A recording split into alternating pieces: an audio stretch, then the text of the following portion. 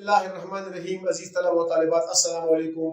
آج اردو ادب کے ایک ایسے خاکسار شاعر کہہ لے، مظلوم شاعر کہہ لے، اور دبستانی دہلی سے تعلق رکھنے والے ایک بے بس اور بے کس شاعر کہہ لے، بہادر شاہ ظفر کے بارے میں اب آپ کی توجہ چاہیں گے اور آپ کے سامنے ان کی غزل رکھیں گے جو جماعت نحم میں موجود ہے.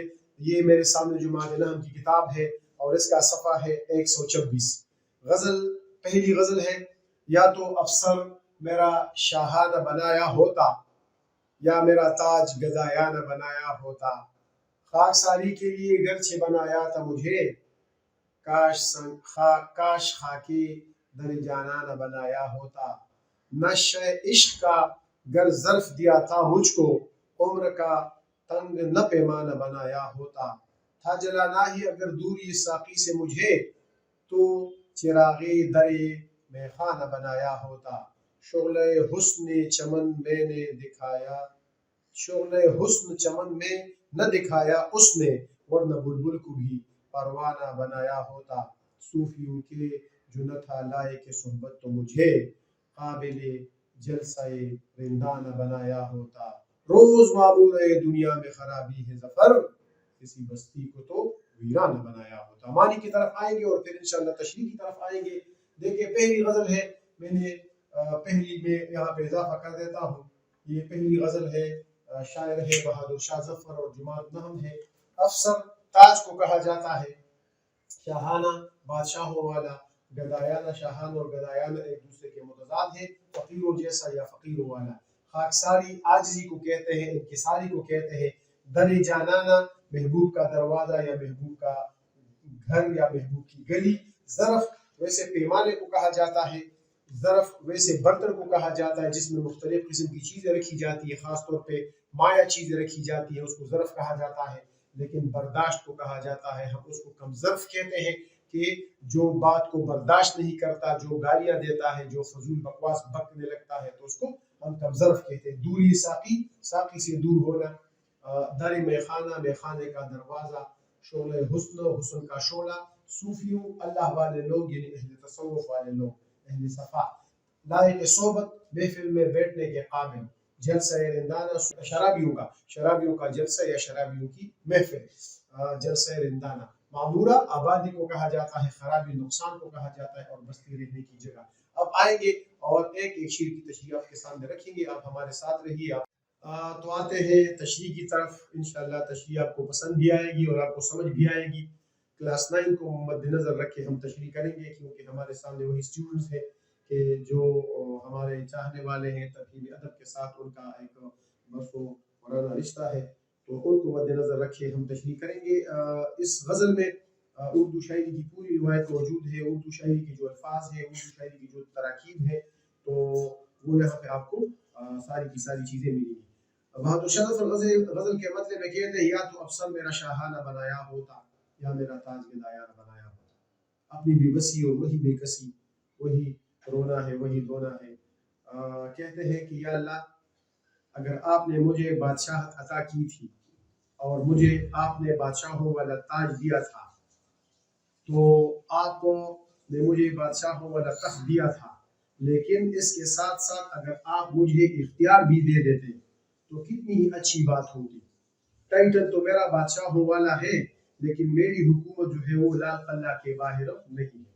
آپ کو یاد ہونا چاہیے کہ 1857 کی جنگ آزادی سے پہلے انگریزوں نے پوری دہلی کو تقریباً قبضہ کر لیا تھا اور بہادر شاہ ظفر کے اختیارات کو مکمل طور پر محدود کر دیا تھا، یہاں تک کہ لال قلعے کے باہر انگریزوں کی عملداری تھی، اور لال قلعہ جو بہادر شاہ ظفر کا قلعہ تھا، جو مغلوں کی جاہ و جلال کی علامت تھا، اس میں صرف اور صرف بہادر شاہ ظفر کی حکمرانی تھی. تو اپنی بے بسی اور بے کسی کا رونا روتے ہوئے بہادر شاہ ظفر کہتے ہیں کہ یا تو افسر میرا شاہانہ بنایا ہوتا، یا تو میرا جو تاج ہے، میرا جو تخت ہے، یہ واقعی بادشاہوں والا ہوتا. دیکھیے، علامتی تخت کا تو کوئی فائدہ نہیں ہے، علامتی تاج کا تو کوئی فائدہ نہیں ہے اگر اس کے پیچھے اختیار نہیں ہے. تو یا اگر آپ نے مجھے اختیار نہیں دینا تھا اور مجھے اس طرح میری تقدیر میں میرے ساتھ اس طرح کا کھلواڑ کرنا تھا، تو اس سے بہتر کیا تھا؟ اس سے بہتر یہ تھا یا میرا تاج گدایا نہ بنایا ہوتا، یا پھر یہ میرا جو تاج ہے یہ فقیروں والا تاج ہوتا، یہ اس طرح ادھر ادھر پھرنے والوں کا تاج ہوتا، گداؤں والا ہوتا، جو ادھر ادھر دوسرے بے بس لوگ ہیں میں ان میں ہوتا تو میں اس کشمکش سے نکل آتا۔ اب بہادر شاہ ظفر کہتے ہیں کہ میں اس کشمکش میں ہوں، میں خود اپنے آپ کو بہت عجیب و غریب فیل کر رہا ہوں کہ میرے پاس تو ٹائٹل ہے بادشاہوں کا، میرے پاس تو بادشاہوں کا لباس بھی ہے، بادشاہوں کی خلعت بھی ہے، اور دہلی والوں کو معلوم ہے، ساری دنیا کو معلوم ہے کہ میں مغل تاجدار ہوں، لیکن اس کے باوجود میرا کوئی اختیار نہیں ہے۔ تو اگر مجھے اختیار نہیں دینا تھا تو پھر مجھے فقیروں کی کسی بستی میں پیدا کرتا، پھر مجھے فقیروں والا لباس دے دیتا، پھر مجھے فقیروں والی پٹی پھوٹی گدری پٹی ٹوپی جو ہے وہ آپ عطا کر دیتے، مجھے کوئی جو ہے وہ گلہ نہ ہوتا۔ لیکن صورتحال اس نے خراب کر دی ہے کہ ایک طرف تو میں بادشاہ ہوں، ساری دنیا میں مغل تاجدار کے نام پہ میری شہرت ہے، لیکن میرا اختیار بالکل نہیں ہے، میں ایک بے بس اور بے کس انسان ہوں، نہ میرا حکم چلتا ہے، نہ میں کسی کی مدد کر سکتا ہوں، نہ میں کسی کے کام آ سکتا ہوں۔ تو ایسی چیز کا کوئی فائدہ نہیں ہے، بلکہ یہ چیز الٹے میرے گلے پڑی ہے اور میرے لیے باعث آزار ہے، میرے لیے باعث مصیبت ہے۔ دوسرے شعر کی طرف آئیں گے جی۔ خاک ساری کے لیے گھر سے بنایا تھا مجھے، کاش خاکے در جانا نہ بنایا ہوتا۔ اس میں بھی بہادر شاہ ظفر افسوس کر رہے ہیں کہ یا اللہ اگر آپ نے مجھے عاجزی کے لیے پیدا کیا تھا، اگر آپ نے مجھے خاکساری کے لیے پیدا کیا تھا تو پھر ادھر ادھر کی جو دوسری چیزیں ہیں وہ دینے کی ضرورت نہیں تھی۔ میں محبوب کی گلی میں پڑا ہوا ہوتا، محبوب کی گلی کی خاک ہوتا، آتے جاتے محبوب کے قدم، محبوب کی نظر جو ہے مجھ پہ پڑتی، میں اس سے خوش ہوتا، اس کو دیکھ کے مجھے چین آتا۔ لیکن مسئلہ یہ ہے کہ میں تو ہوں خاکسار، میں تو ہوں عاجز اور بے بس، میری حیثیت تو خاک جیسی ہے، لیکن میری بدبختی دیکھیے کہ میں وہاں پہ محبوب کی گلی میں پڑا ہوا کیوں نہیں ہوں۔ اس پہ غالب نے کہا ہے نا، دائم پڑا ہوا تیرے در پر نہیں ہوں میں، خاک ایسی زندگی پہ کہ پتھر نہیں ہوں میں۔ وہی چیزیں غالب اور بہادر شاہ ظفر کا عہد بھی ایک ہے، جو غالب نے محسوس کی ہے وہ بہادر شاہ ظفر نے بھی محسوس کی ہے۔ بہادر شاہ ظفر نے ہی مضمون اس طرح نکالا ہے کہ کاش خاکے در جانا نہ بنایا ہوتا۔ یا اللہ اے میری قسمت، اگر میں محبوب کی گلی کی خاک ہوتا تو کتنی ہی اچھی بات ہوتی، کتنا ہی اچھا ہوتا، کیونکہ آتے جاتے محبوب کی نظر، محبوب کے قدم، محبوب کے پاؤں کی دھول، محبوب کی جوتوں کی دھول مجھ پہ پڑتی، مجھے چین اور سکون آتا۔ لیکن ایک طرف تو میں خاکسار ہوں، میں بے بس ہوں، اور دوسری طرف محبوب سے بھی دور ہوں۔ یہ بڑے اذیت ناک دن ہے میرے لیے، یہ صورتحال میرے لیے بڑی اذیت ناک ہے۔ کاش میں محبوب کی گلی کا پتھر ہوتا، کاش محبوب کی گلی کی خاک ہوتا تو مجھے زیادہ لطف آتا، مجھے زیادہ مزہ آتا، اور میری زندگی کا کوئی ڈائریکشن ہوتا، میری زندگی کا کوئی مقصد ہوتا۔ اب تو میں ایک عجیب کشمکش میں ہوں، میں ایک عجیب تذبذب کا شکار ہوں کہ یہ صورتحال میرے لیے بڑی خطرناک اور بڑی تکلیف دہ ہے۔ رحمت شاہ سائل نے کہا ہے کہ چلگ خاورے پسر بات کی لگ سا واخلی، چلگ خاورے پسر بات کی لگ سا واخلی، لدی کسیتا خپل سائل خانہ خراب رہتا۔ یا عبرات غر کا ہے کہ پسر دلی ونی خون کے وستاد کسی خاوری راباد اکرا جانان پا ما بیاد کسی خاوری، او چی تپ دل تراغلی پدے گل گل قدمونو، چی تپ دل تراغلی پدے گل گل قدمونو، کبھی بخوشبویان تر سواد کسی خاوری۔ تو بہرحال مجھے محبوب کی گلی کا خاک بننا قبول تھا، یہ زندگی مجھے قبول نہیں۔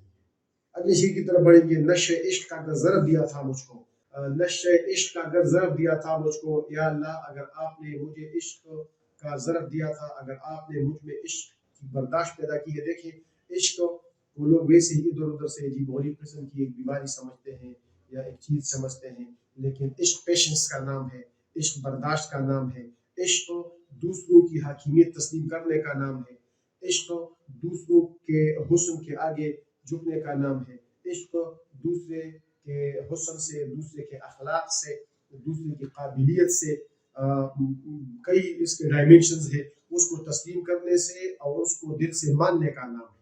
یہی صورتحال بہادر شاہ ظفر کی اس غزل کے تیسرے شعر میں بھی درپیش ہے۔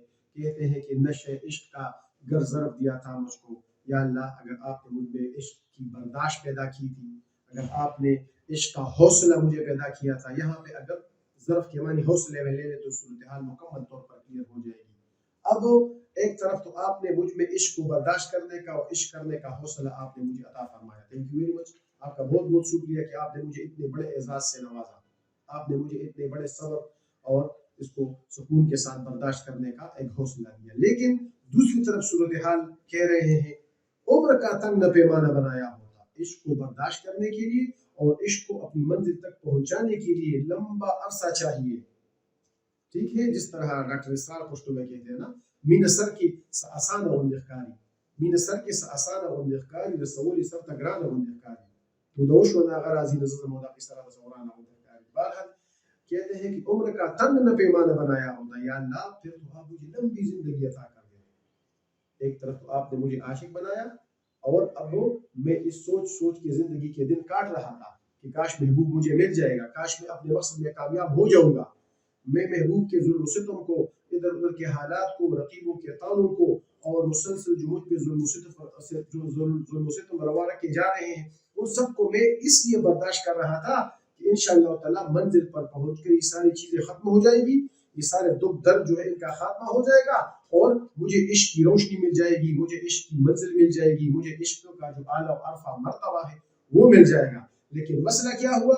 مسئلہ یہ ہوتا کہ بیچ میں موت آ گئی، بیچ میں میری زندگی کا خاتمہ ہو گیا. تو عمر کا تنگ نہ پیمانہ بنایا ہوتا. دیکھیں ضرب اور پیمانے سے خوبصورت مضمون جو ہے وہ بہادر شاہ ظفر نے نکالا ہے، کیونکہ پیمانہ اور وہ جو ضرب ہوتا ہے یا مضروب ہوتا ہے جس میں وہ چیز ڈالی جاتی ہے تو دونوں کے درمیان ایک تعلق ہے. عمر کا تنگ نہ پیمانہ بنایا ہوتا. اگر عمر میری زیادہ ہوتی تو عشق میں جو مجھے حوصلہ تھا، عشق میں جو مجھے پیشنس تھا، وہ ساری کی ساری چیزیں جو ہے اپنی انجام تک پہنچ جاتی. لیکن بیچ مزدار میں جو ہے وہ میری کشتی جو ہے وہ ڈوب گئی. اس وجہ سے گلا کر رہے ہیں بہادر شاہ ظفر. چھوٹے شیر کی طرف جائیں گے. تھا جلانا ہی اگر دور یہ ساقی سے مجھے تو چراغ در میں خانہ بنایا ہوتا. اس شعر میں بھی وہی رونا دھونا ہے، وہی بدقسمتی ہے جو بہادر شاہ ظفر کے زمانے میں تقریباً تمام شعراء کا مقدر تھا. دہلی کی بربادی اور پھر دہلی کے لٹنے اور پھر بہادر شاہ ظفر کے جلا وطن ہو کے رنگون جانے کی باتیں آپ کو بہادر شاہ ظفر کے ایک ایک شعر میں وہ تمام پس منظر جو ہے وہ جھلکتا ہوا نظر آئے گا. تھا جلانا ہی اگر دور یہ ساقی سے مجھے، اے میرے محبوبو، اے میرے رب، اگر آپ نے ساقی اور میرے درمیان ایک بہت دوری پیدا کی تھی. میری بدبختی دیکھیے نا، ساقی سب کی طرف ہنستے ہوئے جاتے ہیں، سب میں شراب تقسیم کرتے ہیں، سب میں انعامات بانٹتے ہیں، سب میں اکرامات بانٹتے ہیں. جب میری باری آتی ہے تو مسئلہ ختم ہو جاتا ہے. جیسا کلچوار زما دسکو راشی، کلچوار زما دسکو راشی ساقی لاس پر پہ دو راشی. بس وہی سے جو ہے ساقی واپس لوٹ جاتا ہے. ساقی مجھے ملتا نہیں ہے. میں انتظار کرتا ہوں کہ مجھ تک کب اس کی بزم میں آتا تھا دور جام. غالب نے کہا ہے نا ساقی نے کچھ ملا نہ دیا وہ شراب میں. تو میں انتظار میں بیٹھا ہوا ہوتا ہوں، جب ساقی سارے لوگوں کو وہ پلا دیتے ہیں تو مجھ سے واپس دور چلا جاتا ہے. یہ بڑی حیرت کی بات ہے نا. تو اس سے مجھے جلن ہوتی ہے، اس سے مجھے تکلیف ہوتی ہے، اس سے میرے دل میں آگ بھڑک اٹھتی ہے. کہتے ہیں تا جلانا ہی اگر دور یہ ساقی سے مجھے تو پھر کیا کرنا چاہیے تھا؟ اگر واقعی ساقی کو آپ نے مجھ سے دور رکھنا تھا تو چراغ در میخانہ بنایا ہوتا، تو میں میخانے کے دروازے کا چراغ ہوتا. میں ہر وقت وہاں پہ جلتا. کبھی نہ کبھی تو ساقی مجھے دیکھ لیتا، کبھی نہ کبھی تو ساقی مجھے ایک گلاس دے دیتا، کبھی نہ کبھی تو ساقی کی نظر مجھ پہ پڑتی، کبھی نہ کبھی تو ساقی مجھے نوازتا. لیکن مسئلہ یہ ہے کہ سارے لوگ وہاں پہ بیٹھتے ہیں، سارے لوگ وہاں جاتے ہیں، سارے لوگ مراعات اور انعامات اور قیام و طعام کی میٹھی اور پیاری چیزیں جو ہے وہ نوش کر لیتے ہیں. لیکن جب میری باری آتی ہے تو ساقی کہتے ہیں کہ بھئی ختم ہے، محفل برخاست ہے اور کوئی چیز جو ہے وہ باقی نہیں ہے، سب کچھ جو ہے وہ ختم ہو چکا ہے. تو یہ صورتحال میرے لیے ناقابل برداشت ہے. اس سے بہتر تھا کہ میں وہاں کا چراغ ہوتا، میں ایک منٹ کے لیے بھی وہاں پہ ادھر ادھر نہ ہوتا. جو ہی محفل شروع ہو جاتی ساقی شروعات ہی مجھ سے کرتے، ساقی تمام چیزیں جو ہے وہ اوپننگ ہی مجھ سے کرتے، تو میں کبھی بھی بے نوا وہاں پہ نہیں بیٹھتا. مجھے بھی نوازا جاتا، میرا شمار آج بے نواؤں میں نہ ہوتا. شعلہ حسن چمن میں نہ دکھایا اس نے، ورنہ بلبل کو بھی پروانہ بنایا ہوتا. بہت پیارا شعر ہے. کہتے ہیں کہ میرے محبوب نے اچھا کیا کہ وہ چمن میں کھلی زلفوں کے ساتھ اور کھلے چہرے کے ساتھ جو ہے وہ نہ آیا۔ اگر وہ چمن میں اس طرح کھلے چہرے کے ساتھ اور اس کے حسن کے شعلے چمن میں آ جاتے تو کیا ہو جاتا، صورتحال بڑی عجیب و غریب اور بڑی دلچسپ ہو جاتی۔ بلبل جو پھول کی عاشق ہوتی ہے، جو پھول پہ بڑھ مٹتی ہے، جو وہاں پہ ہر وقت پھولوں کے گرد جو ہے وہ طواف کرتی ہے، تو بلبل کیا کر لیتا، بلبل میرے محبوب کی صورت دیکھ کے پھولوں سے منہ موڑ لیتا اور پروانے کی طرح، جس طرح پروانہ شمع کا طواف کرتا ہے، شمع کے ارد گرد چکر لگاتا ہے، وہاں کا باغ کا بلبل بھی کیا کرتا، میرے محبوب کے ارد گرد جو ہے وہ چکر لگا لیتا اور باغ میں ایک عجیب و غریب قسم کی صورتحال پیدا ہوتی، باغ میں ایک ہلچل پیدا ہوتی، تمام بلبلیں میں چمن میں کیا گیا گویا دبستہ کھل گیا۔ غالب نے کہا ہے میں چمن میں کیا گیا گویا دبستہ کھل گیا، بلبلیں سن کر میرے نالے غزل خواہ ہو گئی۔ یا یہ شعر آپ دیکھ لیں کہ آج سنتے ہیں وہ بے نقاب آئیں گے، آج سنتے ہیں وہ بے نقاب آئیں گے، اڑ کے شاخوں سے سارے گلاب آئیں گے۔ تو محبوب کا چمن میں آنا بڑی عجیب و غریب قسم کی صورتحال وہاں پہ برپا کر دیتا، لیکن کیا ہوا، شعلہ حسن چمن میں نہ دکھایا اس نے۔ اچھا کیا کہ میرے محبوب نے ایسا نہیں کیا، ورنہ اگر میرا محبوب باغ میں آتا اور اپنے چہرے سے نقاب ہٹاتا، اس کی زلفیں دیکھے، اس کا خوبصورت چہرہ دیکھے، اس کی پیاری آنکھیں دیکھے، اس کی نشے سے بری ہوئی آنکھیں دیکھے، بلبل پھول کو چھوڑ کے اس کے گرد طواف کرنے لگتا، ایسا لگتا جیسے شمع ہو اور اس کے ارد گرد جو ہے وہ پروانہ جان چھڑکنے کے لیے، اس پہ جان نچھاور کرنے کے لیے جو ہے وہ طواف کر رہا ہے۔ بہت پیارا شعر ہے نا، باوراگان با چمن پریگ دی که خبر شو، باوراگان با چمن پریگ دی که خبر شو چې د ګلو د ښایسته مخونه هم شته، بالکل اسی کے ساتھ ہے، باوراگان با چمن پریگ دی که خبر شو چې د ګلو د ښایسته مخونه هم شته۔ اگلا شعر، صوفیوں کے جنتا لائے کہ صحبت تو مجھے قابل جلسہ رندہ نہ بنایا ہوتا، صوفیوں کے جنتا لائے کہ صحبت تو مجھے، بہادر شاہ ظفر کہتے ہیں کہ میں اس شعر میں بڑی جی غریب کیفیت میں مبتلا ہوں، مجھے میرا دل چاہتا تھا، میرا دماغ چاہتا تھا کہ میں اللہ کی عبادت کروں، میں صوفیوں کی محفل میں بیٹھوں، میں علماء اور فضلاء سے فیضیاب ہو جاؤں، میں ان کو اپنی محفلوں میں بلاؤں، ان کی صحبت سے میں بیکار سا انسان اعلیٰ ظرف بن جاتا، میں ایک راندہ درگاہ اور راہ میں پڑا ہوا پتھر جو ہے وہ سنگ پارس جو ہے وہ بن جاتا، لیکن میری قسمت میں یہ نہیں تھا، صوفیوں کی محفل میں بیٹھنے کے میں لائق نہیں تھا، میری قسمت میں صوفیوں کی محفل میں اللہ والے لوگوں کے پاس، علماء کے پاس، فضلاء کے ساتھ بیٹھنے کا مجھے حوصلہ نہیں ہوا، مجھے موقع نہیں ملا، میں نے کوشش کے باوجود بھی ان تک رسائی نہیں کی۔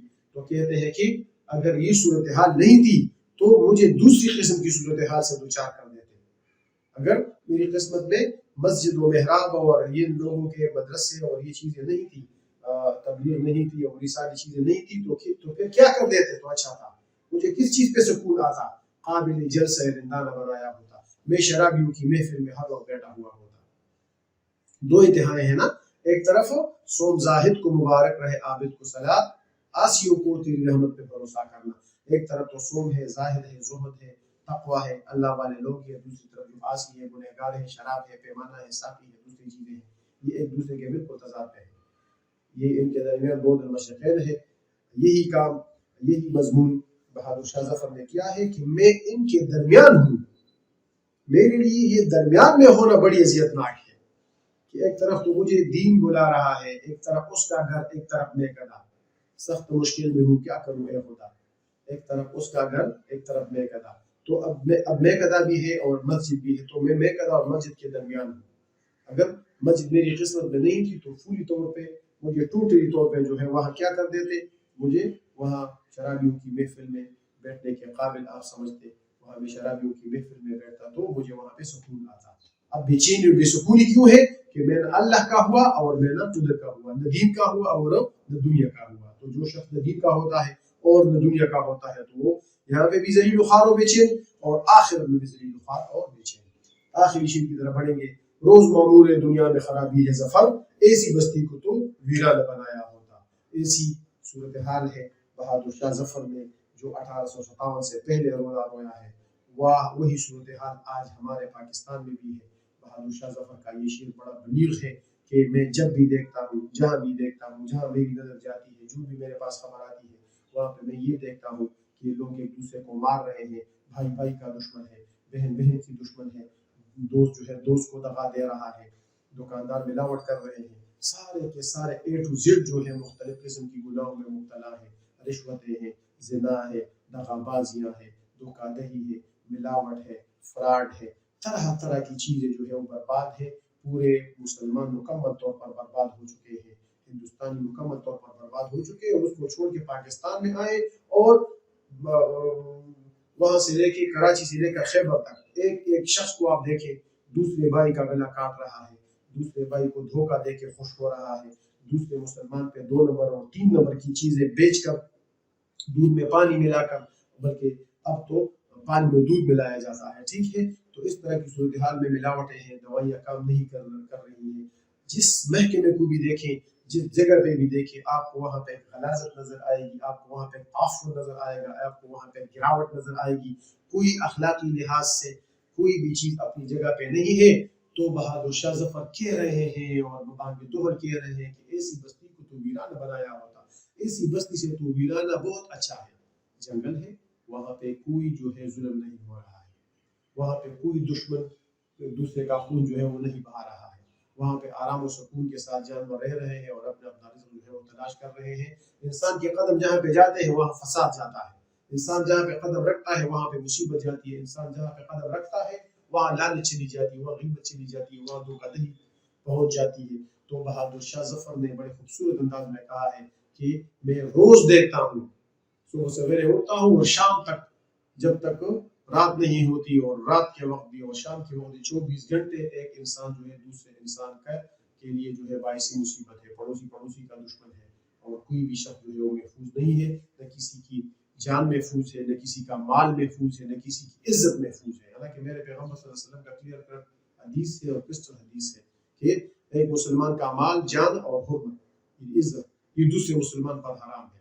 اب ہم سارے پاکستان میں مسلمان ایک دوسرے کو دھوکہ دے رہے ہیں نا، کوئی ادھر ادھر سے تو لوگ آئے نہیں ہیں۔ تو یہی صورتحال اس زمانے میں بھی درپیش تھی، اور آج کے زمانے میں تو اور بھی صورتحال بڑی گمبھیر ہو گئی ہے۔